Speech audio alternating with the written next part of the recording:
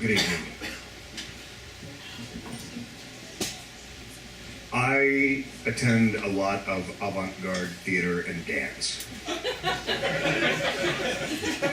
It ranges from the inspirational to the insipid. The only aspect that is predictable is its unpredictability. Normally, I go alone because I can deal with my own disappointment, but don't want to have to manage someone else's. Or to be reminded of money and time lost during the travesty.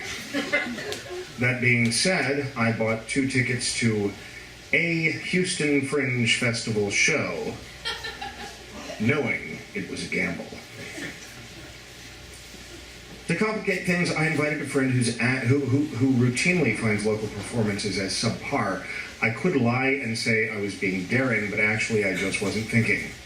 Now, a dance enthusiast gave a solid recommendation for a troupe doing a performance to Edith Piaf songs.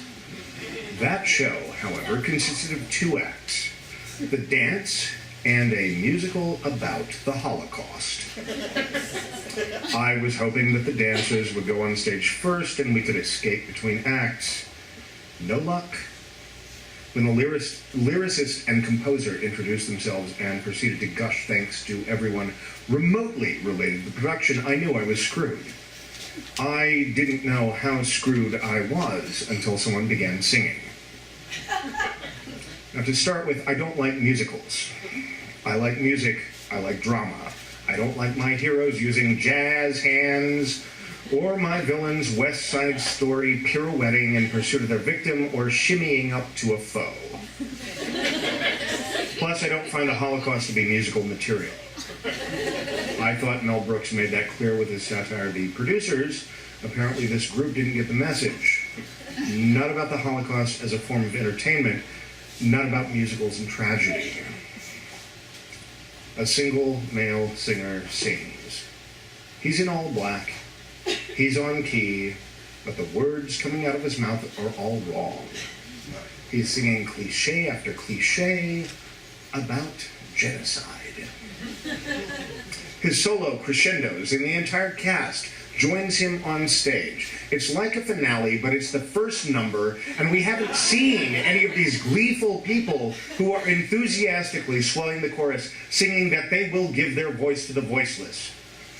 Perhaps because of some sort of symbiotic relationship between the lyricist and composer, the music is as cliche-riddled as the dialogue. Mentally, there's no aspect of the performance in which to seek refuge. 5 minutes into the show, when a soprano is singing literally, "Say no to hate," I made eye contact with my date. Big mistake.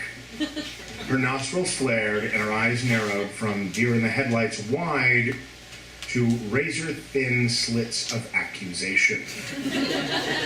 I feel them slicing into me. I want to bolt, but I made the unfortunate seat choice of front row center stage. So if I get up and leave, not only am I disrupting the scene, which would make me a hero to all the other victims, but I'm also depriving the actors of feedback, as they are young enough and inexperienced enough to be singing to me because of my seat selection. My face has to be the epitome of desperation. My date catches my eye. Her face looks like I've violated her with a popsicle. Not a thin, tapered, cherry-flavored bullet pop, but a big, fat, ridged red, white, and blue bomb pop that's been stored in liquid nitrogen.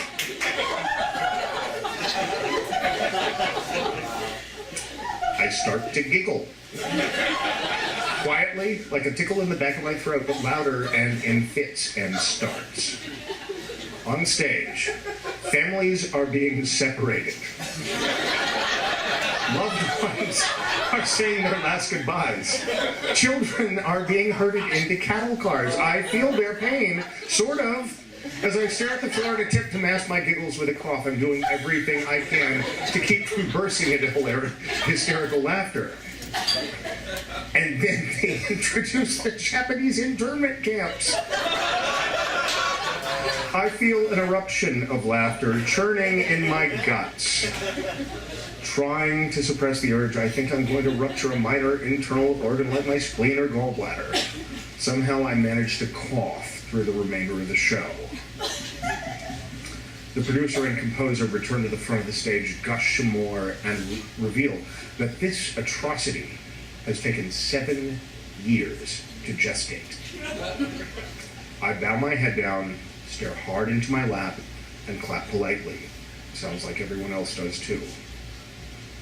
The Edith Piaf piece is great, or at least I think it is.